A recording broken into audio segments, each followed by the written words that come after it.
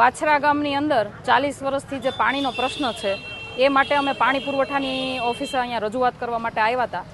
ત્યાં વાછરા ગામની અંદર કમસે કમ એમ માનો ને કે 8 દિવસેથી 10 દિવસે 12 દિવસે અનિયમિત અને અનિશ્ચિત રૂપે ત્યાં પાણી આપવામાં આવે છે.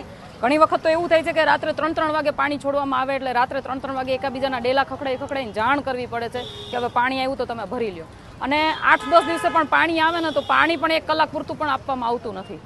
એટલે ઘણા સમયથી 40 વર્ષથી ઘણી મહિલાઓએ મને વાત કરી કે અમે જે દિવસના લગ્ન કરીને અહીંયા આવ્યા છીએ, અમારા છોકરાઓને અહીંયા છોકરાઓ થઈ ગયા છે, આટલા સમયથી અમે પાણીના પ્રશ્નથી પીડાઈએ છીએ, તો હવે આનું કંઈક સમાધાન કરો. એટલા માટે અમે અહીંયા પાણી પુરવઠાની ઓફિસે એની રજૂઆત કરવા માટે આવ્યા હતા. અને સાથે સાથે હું આની પહેલાં જ્યારે પાણી પુરવઠાની ઓફિસે આવી એ સમયે પાઇપલાઇનનો જે નકશો છે એ નકશા પ્રમાણે મેં સાહેબને રજૂઆત કરી છે કે વાછરા ગામની અંદર જે ખરેડા સમથી પાણી આવે છે એ સમથી અને નારણકા સમ નારણકા સમથી ડાયરેક્ટ વાછરામાં લાઈન ગોઠવવામાં આવે, અથવા તો મોવિયા સમથી અથવા તો ઘોઘાવદરથી ડાયરેક્ટ વાછરાને લાઈન આપવામાં આવે, અથવા તો બેમાંથી એકેય જગ્યાએ જો સેટ ન થતું હોય તો વેરી ડેમથી એક ડાયરેક્ટ લાઈન આપવામાં આવે. એ સિવાય કોઈ રસ્તા હોય તો ઇજનેર સાહેબને વધારે ખબર હોય તો એની સમજ પ્રમાણે વાછરા ગામ પાણીથી વંચિત ન રહે એના માટેના તમામ પગલાં લેવામાં આવે અને વહેલામાં વહેલી તકે લેવામાં આવે.